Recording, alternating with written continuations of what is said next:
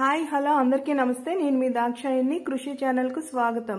ఈ రోజు మీకు వినాయక చవితి స్పెషల్ పప్పుండ్రాలు ఎలా చేయాలో చూపించబోతున్నానండి. చూడండి, ముందుగా ఒక గిన్నె తీసుకొని స్టవ్ మీద పెట్టి స్టవ్ ఆన్ చేసుకున్నానండి. ఇప్పుడు అందులో కొద్దిగా నెయ్యి వేసుకుంటున్నాను.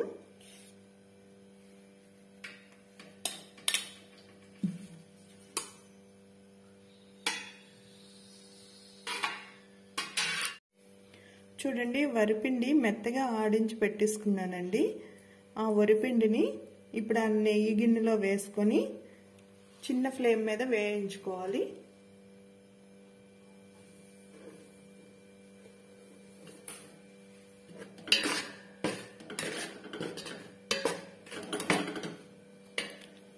లైట్గా పచ్చి స్మెల్ పోయే వరకు వేయించుకోవాలండి.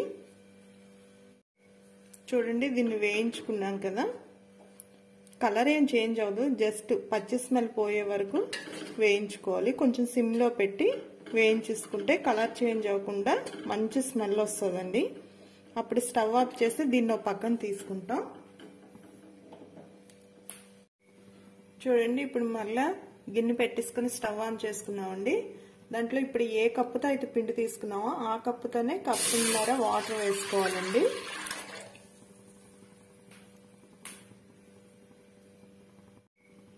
కప్పు హాఫ్ వాటర్ వేసుకున్నాను, అంటే ఒక కప్పు పిండికి కప్పున్నర వాటర్ వేసుకోవాలండి. ఇవి బాగా బాయిల్డ్ అవ్వాలి. ఇప్పుడు ఇందులో కొద్దిగా సాల్ట్ షుగర్ కూడా యాడ్ చేసుకోవాలండి. కొద్దిగా సాల్ట్ వేసుకుంటున్నాను.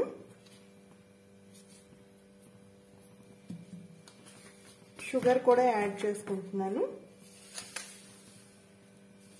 జస్ట్ లైట్ గా స్వీట్ ఉండేటట్లేనండి, ఎక్కువ వేయక్కర్లేదు.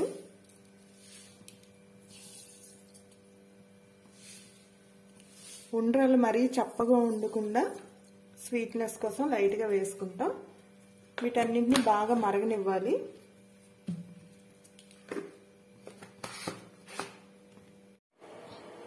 చూడండి, పిండిని వేయించి పక్కన పెట్టుకున్నాం కదా, దాంట్లో కొద్దిగా వాటర్ వేసి కలిపేసుకుంటామండి.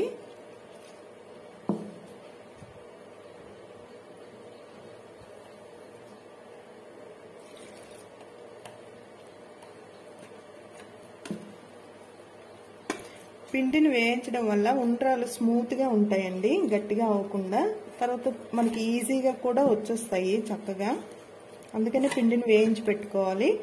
కొంతమంది బియ్యం వేయించేసుకుంటారు, అలా అయితే మరి పిండిని వేయించక్కర్లేదు. బియ్యం వేయించి మిల్లాడించేసుకుంటారు, అలా అయితే మరి పిండిని వేయించని అవసరం లేదండి.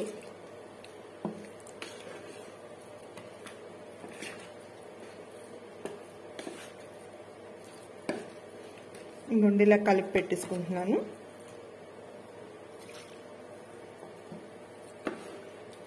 మరి ఎక్కువ నీళ్ళు వేసేయకండి, జస్ట్ ఉండలు కట్టకుండా నీట్గా రావడం కోసం నేను ఇలా కలిపి పెట్టుకుంటున్నాను.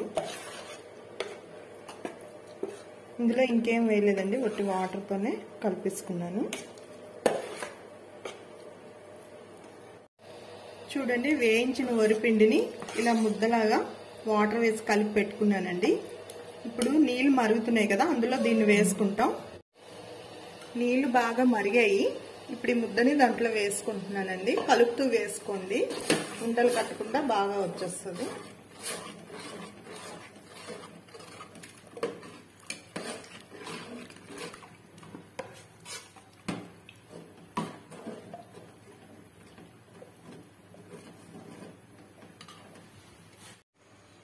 చూడండి, దీన్ని బాగా కలిపేసుకోవాలండి. మంట కొంచెం తగ్గించేయండి, స్టవ్ మంటను తగ్గించేసి ఇలా కలిపేసుకోండి.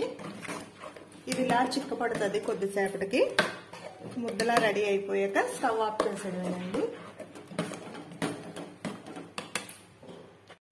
చూడండి, ఇలా ముద్ద రెడీ చేసుకుంటా. కొంచెం పలుచగా ఉందంటే పొడి వరిపిండి వేసుకోవచ్చండి. కొద్దిగా నేను వరిపిండి వేస్తున్నాను. లైట్గా వరిపిండి వేసి కలిపేసి మూత పెట్టేస్తే ముద్ద రెడీ అయిపోయిందండి. చేతికి అంటుకోకుండా చక్కగా ఉండ్రాళ్ళు వచ్చేస్తాయి.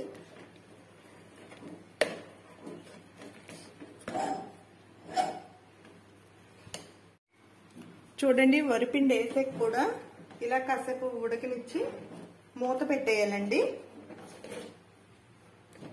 చూసారుగా ఈ ముద్ద ఇలా వచ్చేటట్లు మనం కలిపేసుకోవాలి.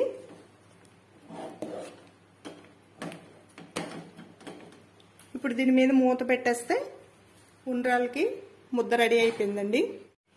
మూత పెట్టేసి స్టవ్ ఆఫ్ చేసి పక్కన పెట్టేసుకుంటున్నాను. చూడండి, ఒక గిన్నెని తీసుకుని స్టవ్ మీద పెట్టి స్టవ్ ఆన్ చేసుకున్నాను. ఇప్పుడు అది వేడయ్యాక దాంట్లో పెసరపప్పు వేసుకుంటున్నాను. పెసరపప్పుని వేయించుకోవాలండి. కొంచెం వేడయ్యాక మంట తగ్గించేసుకోవాలి. చిన్న మంట మీద చక్కగా వేయించుకోవాలండి. మాడిపోకుండా అంతా ఒకేలా వేగుతుంది. చూడండి, సిమ్లో పెట్టి బాగా వేయించుకున్నాం కదా.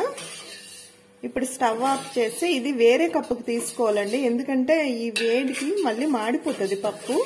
చక్కగా వేయించాక వేరే కప్పుకి తీసేసుకోవాలి. స్టవ్ ఆఫ్ చేసి నేను ఇప్పుడు వేరే కప్పుకి తీసుకుంటున్నాను.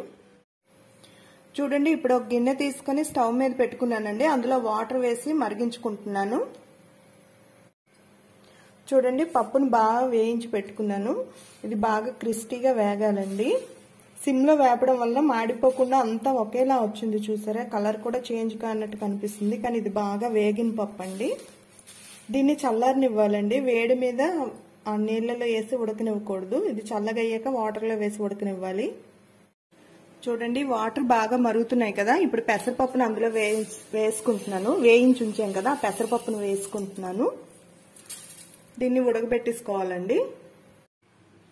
చూడండి, పెసరపప్పుని ఇలా ఉడికించి పక్కన పెట్టేసుకోవాలండి.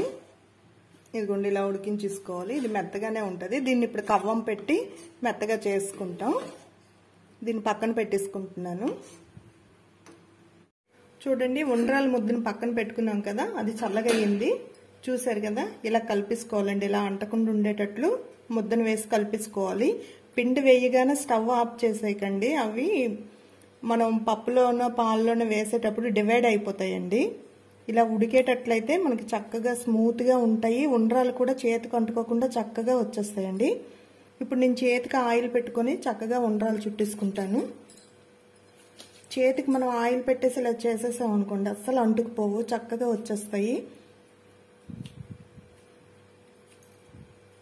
నేను ఇప్పుడు మీకు ముందుగా పాలుండ్లు చూపిస్తున్నాను.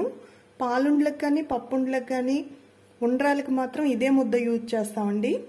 నెక్స్ట్ ప్రొసీజర్ వేరుగా ఉంటుంది. అందుకే నేను ఎక్కువ ముద్ద చేసుకున్నాను. కొంచెం పాలుండ్లకి కొంచెం పప్పుండ్లకి ఇదే వాడతాను. ఇప్పుడు మీకు ఉండ్రాలు చేసి చూపిస్తాను. చూడండి, ఇప్పుడు ఈ ముద్దని ఉండ్రాలు చుట్టుకుంటాం. పప్పు ఉండ్రాలకి కొంచెం పెద్దగా చుట్టుకోవాలండి. పాలుండ్రాలకి చిన్నగా చుట్టుకోవాలి. నేను ఇప్పుడు పప్పు ఉండ్రాలు చేస్తున్నాను కాబట్టి పెద్దగా చుట్టేసుకుంటున్నాను. ఉండలు కాస్త పెద్దగా చుట్టేసి పెట్టేసుకోవాలండి. అన్నీ ఇలానే ఉండలు చేసి పెట్టేసుకుంటున్నాను. ఈ ముద్దంతా చూసారుగా, ఇలా సైజు, ఈ సైజులో కొంచెం పెద్దగా చేసి పెట్టుకోవాలి.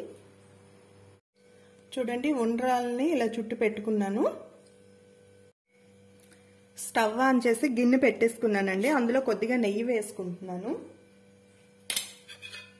నెయ్యి వేడయ్యాక కొబ్బరి చిన్నగా కట్ చేసి పెట్టేసుకోవాలండి. సన్నంగా కట్ చేసి పెట్టేసుకోవాలి. అవి అందులో వేసుకుంటున్నాను. వీటిని కాస్త వేయించుకోవాలి. కొబ్బరి మంచి స్మెల్ వచ్చే వరకు నెయ్యిలో వేయించుకుంటున్నామండి. నెయ్యిలో కొబ్బరి ముక్కలు వేయించుకున్నామండి. ఇప్పుడు ఇందులో బెల్లం వేసుకుంటున్నాను. మీరు పెసరపప్పు ఎంత తీసుకుంటే బెల్లం అదే క్వాంటిటీలో తీసుకోవాలండి. 1/2 కిలో పెసరపప్పు అయితే 1/2 కిలో బెల్లం, 1/2 కిలో పెసరపప్పు అయితే 1/2 కిలో బెల్లం అలా తీసుకుంటాం అనమాట. పెసరపప్పు మీరు ఏ క్వాంటిటీలో తీసుకుంటే బెల్లం ఆ క్వాంటిటీలో తీసుకుంటే కరెక్ట్గా సరిపోతుందండి. ఇప్పుడు ఈ బెల్లం కొంచెం కరగనివ్వాలి. కొద్దిగా వాటర్ వేసుకుంటున్నాను.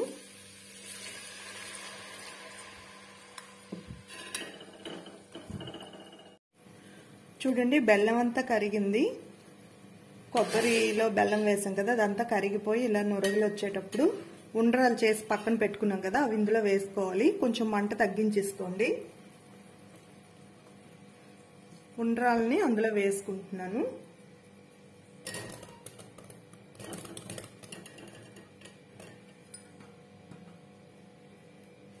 ఇప్పుడు గరిటతో కలపకూడదండి. క్లాత్ పట్టుకుని మామూలుగా తపాలను కలిపేసుకోవడమే తప్ప గరిటని యూజ్ చేయకూడదు పాకంలో ఉండ్రాలు వేసాక.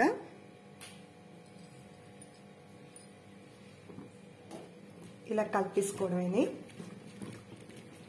చక్కగా కలిసాక 2 నిమిషాలు ఉడకనివ్వాలండి. పాకంలో ఉండ్రాలు ఉడికితే మెత్తగా చాలా బాగుంటాయండి, అందుకనే కాసేపు ఉడకనిస్తున్నాను.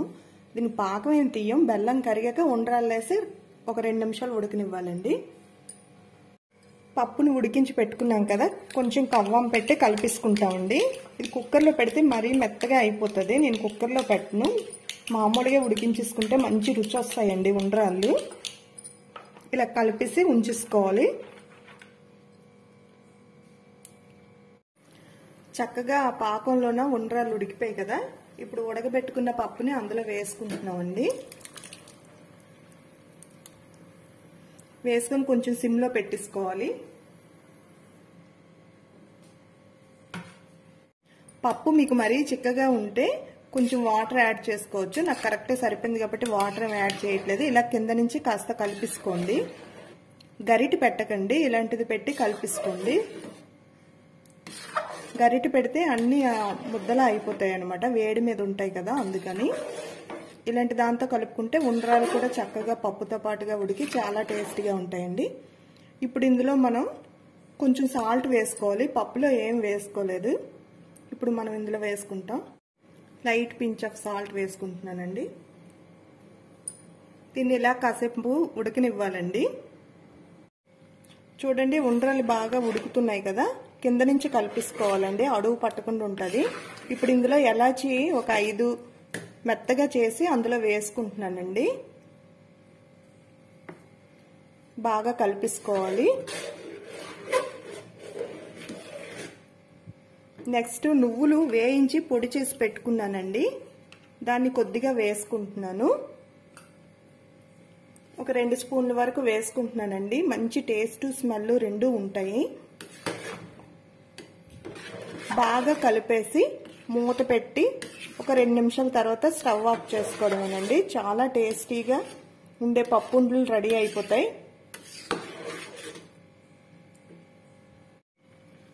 చూడండి ఒకసారి చెక్ చేసుకుందాం. చూసారుగా బాగా చిక్కుపడి బాగా ఉడికింది. ఇప్పుడు ఫైనల్గా కొద్దిగా నెయ్యి వేసుకుంటామండి పైనుంచి.